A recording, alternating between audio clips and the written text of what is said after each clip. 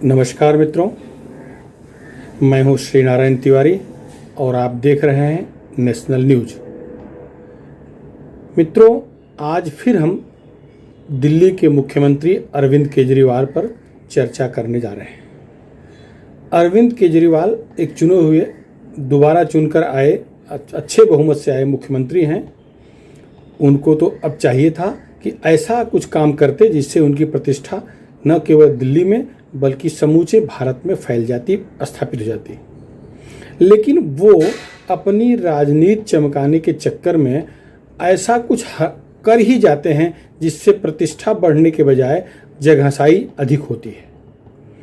अब देखिए, कल का मुद्दा ले लीजिए, 2 दिन पहले की बात है। सिंगापुर को लेकर के वो ऐसा एक ट्वीट कर दिए जिससे भारत की जगहसाई भी हो रही है, उनकी तो जितनी निंदा हो रही है कि उस पर कुछ कहा ही नहीं जा सकता।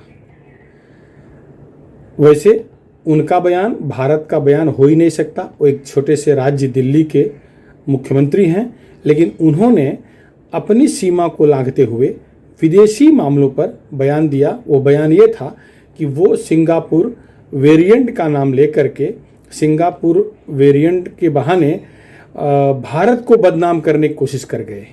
उन्होंने ट्वीट में लिखा कि सिंगापुर में जो वेरिएंट आया हुआ है, वायरस आया हुआ है, उससे कोरोना की तीसरी लहर भारत में तेज़ी से फैल जाएगी, जिसकी चपेट में बच्चे आ जाएंगे। वो बच्चों के बहाने जो राजनीति करना चाह रहे हैं वो तो ठीक है, राजनीति विरोध तो करना ही चाहिए। राजनीति करें, सत्तारूढ़ पार्टी, केंद्र की पार्टी का विरोध करें, केंद्र सरकार का विरोध करें, ये ठीक है। लेकिन वो जिस मुद्दे पर राजनीति शुरू किए हैं उससे उनका बदनामी उनकी हो ही रही है, साथ साथ देश की बदनामी हो रही है। अब उन्होंने सिंगापुर वेरिएंट का जो नाम लिया है वो वेरिएंट है B.1.6172, जबकि सिंगापुर वेरिएंट ये है ही नहीं। इस वेरिएंट को सबसे पहले भारत में ही पकड़ा गया था। अब अरविंद केजरीवाल सिंगापुर वेरिएंट नाम ले करके भारत की बदनामी कराना चाह रहे हैं, भारत की इस वेरिएंट की चर्चा कराना चाह रहे हैं, या सिंगापुर घेरना चाह रहे हैं, या भारत सरकार घेरना चाह रहे हैं, ये अभी स्पष्ट नहीं हो रहा है। मुख्यमंत्री होने के नाते उनके पास सारी जानकारी होनी चाहिए थी कि इस वेरिएंट को भारत में ही सबसे पहले शोधा गया था, पकड़ा गया था हाल के दिनों में। अब सिंगापुर का उन्होंने कहा कि वहाँ से जो फ्लाइट आ रही हैं उसको फ्लाइट को रोक देना चाहिए, नहीं तो उससे वहाँ से संक्रमित भारत आएंगे, भारत में संक्रमण फैलाएंगे, दिल्ली में संक्रमण फैलेगा। अब उन्हें दिल्ली की चिंता कम है, समूचे भारत की चिंता बढ़ रही है, ऐसा दिखाना चाह रहे हैं। अब बताइए, जिस फ्लाइट की चर्चा कर रहे हैं वो फ्लाइट तो वहाँ से आ ही नहीं रही है। सिंगापुर से फ्लाइट तो पिछले साल से ही बंद है। उनके बयान के बाद बवाल मचा। उनके बयान के बाद सिंगापुर प्रशासन, सिंगापुर सरकार, सिंगापुर के राजनीतिक दल सब बौखला उठे। सबने भारत के खिलाफ एक तरह से मुकाबला करने का प्रयास शुरू कर दिया, एक तरह से घेरने की कोशिश शुरू कर दी। लेकिन तत्काल हमारे विदेश मंत्री जयशंकर जी ने मामले को संभाला। उन्होंने सीधा बयान दिया कि यह एक व्यक्ति का, एक छोटे से राज्य के मुख्यमंत्री का बयान है, इससे भारत सरकार का, इससे भारत से कुछ लेना देना नहीं है। खैर, इस बात को वहाँ के उच्चायुक्त, वहाँ की सरकार ने समझ लिया कि ये केजरीवाल का बयान भारत का बयान नहीं है। वहाँ के उच्चायुक्त सिमोन वोंग ने स्पष्ट किया कि वो जयशंकर प्रसाद जी के बयान से संतुष्ट हैं, और लेकिन उन्होंने वहाँ कमेंट तुरंत किया कि एक मुख्यमंत्री, एक बड़े नेता होने के नाते अरविंद केजरीवाल को तथ्यों को समझकर, बूझकर फिर बोलना चाहिए था। ऐसा बोलना उचित नहीं है। वैसे एक बात बता दें कि सिंगापुर में POFM एक कानून लागू है जिसमें अफवाह फैलाने, झूठी खबरें प्रसारित करने या उनके देश के खिलाफ कोई ऐसे बयान देने जिससे उनके देश की प्रतिमा, छवि खराब हो, उस पर कार्रवाई करने का अधिकार है। वहाँ की संसद ने इस कानून को पास कर दिया है, जिससे अब वो चाहें तो अरविंद केजरीवाल के खिलाफ वो कार्रवाई कर सकते हैं। खैर, ये बात की बात है। हम चर्चा ये करते हैं कि मुख्यमंत्री थे, और मुख्यमंत्री हैं, अगर उन्हें सिंगापुर की फ़्लाइट रोकने की मांग भारत सरकार से करनी थी तो सबसे पहले ये पता करना चाहिए था कि सिंगापुर की फ़्लाइट चालू है या नहीं। 2020 मार्च से ही सिंगापुर की फ़्लाइट या विदेश सारे अंतर्राष्ट्रीय फ़्लाइट लगभग बंद हैं। भारत के केंद्रीय नागरिक उड्डयन मंत्री श्री हरदीप पुरी ने तत्काल इसका खंडन किया और केजरीवाल जी को बताया कि भाई भारत और सिंगापुर के बीच तो एयर बबल भी नहीं है, मतलब हवाई जहाज आ जा सकती ही नहीं, फिलहाल अभी तक कोई संभावना नहीं है, पिछले साल से बंद है।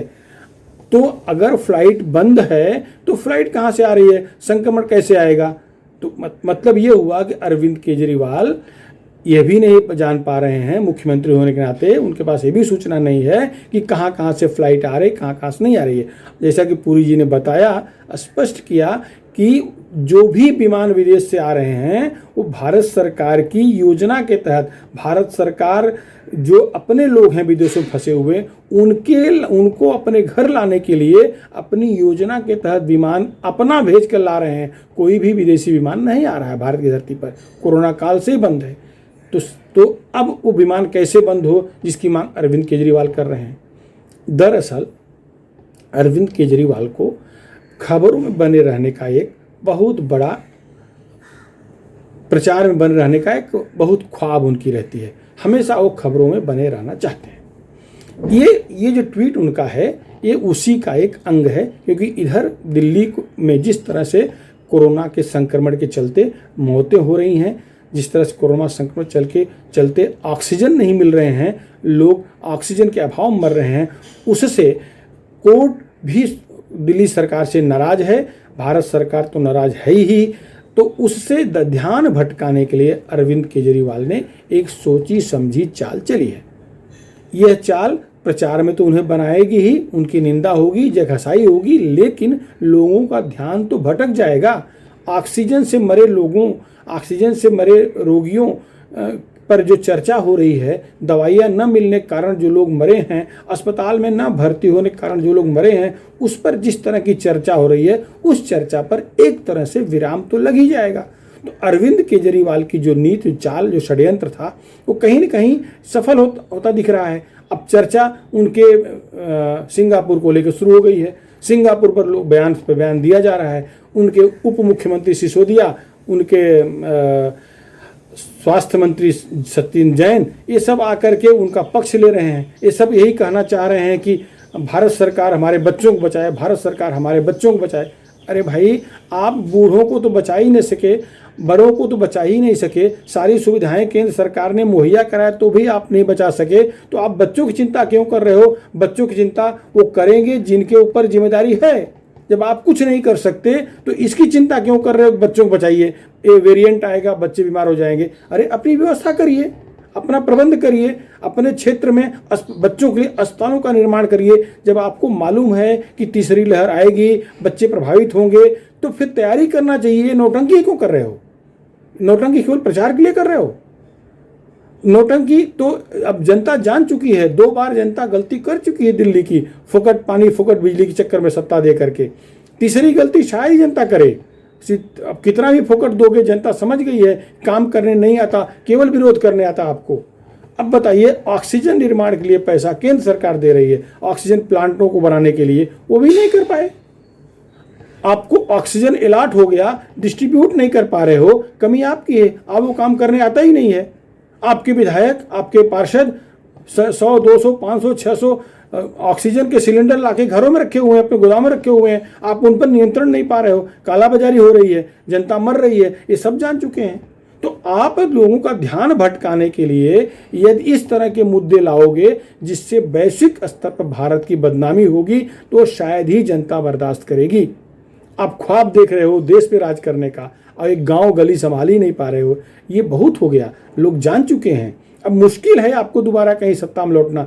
चले तो थे आप मोदी के खिलाफ वाराणसी से चुनाव लड़ने, क्या हश्र हुआ देखे ना। अरे जिन यूपी बिहार के लोगों का आप निंदा करते हो, जिनको भगा दिए कोरोना काल में, बसों में बैठा कर पिछले साल आप दिल्ली के बॉर्डर क्रॉस करवाए थे ना, याद है? वहाँ की जनता भूल जाएगी? आप जो किसान आंदोलन के नाम पर बिचौलिए दलाल बैठे हैं, उनको आप निधि सप्लाई कर रहे हो, उनको आप बिजली दे रहे हो, उनको आप पानी दे रहे हो, उनको सुविधाएं दे रहे हो, उनको आप संभाल रहे हो। क्या जनता नहीं जान रही है? कोरोना तो उनसे फैल रहा है। दिल्ली जो तबाह हुई, जो बर्बाद हुई, उसका कारण, बहुत बड़ा कारण तो वो किसान आंदोलन है। किसान आंदोलन नहीं कहा जाना चाहिए, नकली किसान आंदोलन, दलालों का आंदोलन, बिचौलियों का आंदोलन कहा जाना चाहिए, क्योंकि असली किसान तो खेतों में बैठे हुए हैं। ये कौन है? अड़तिये हैं। जो नया कानून बना है किसानों का, उससे तो असली किसानों को कोई नुकसान है ही नहीं है। उसमें तो केवल नुकसान अड़तियों का है, बिचौलियों का है। तो बिचौलियों को संभालने के लिए जब आप राजनीति करोगे, तो जो असली किसान होंगे, जो असली भारतीय हिंदुस्तान प्रेमी होंगे, वो तो नाराज होंगे ना। अब उनकी समझ में आ गया है कि आप वही कर रहे हो जो चीन चाह रहा है। अब सिंगापुर वेरिएंट का नाम ले लिए तो सिंगापुर ने तत्काल उसका विरोध किया। अब देखिए, भारत के बाहर विरोध हो गया ना। इससे पहले कांग्रेस के टूल किट का मुद्दा चल ही रहा था। कांग्रेस मोदी को बदनाम करने के लिए Bharat variant, Indian variant, Modi variant, Modi virus, ये सब नाम दे रहा था। ये भी थमा ही नहीं था कि आप सिंगापुर को घुसेड़ दिए। अब जब सिंगापुर विरोध करेगा भारत का, जब सिंगापुर कहेगा कि वो वेरिएंट भारत का है, वो जो स्ट्रेन है भारत का है, तब क्या होगा? विदेश में चर्चा होगी कि भारत से कोरोना फैल रहा है। कोरोना का असली माई बाप, कोरोना का असली जनक चीन है। चीन के बारे में आज तक तो केजरीवाल ने एक शब्द नहीं बोला। आपके मुंह से चीन के खिलाफ बोलने के लिए एक शब्द भी नहीं है, क्योंकि वो आका है आपका, वो आपको पैसा देता है, वो आपको संभालता है। राजनीति पूरी वामपंथियों की चीन के आधार पर चलती है, चीन के मार्गदर्शन चलती है। तो आप अपने आका को संभालने के लिए अपनी जन्मभूमि को बदनाम करोगे। जनता माफ थोड़ी करने वाली है।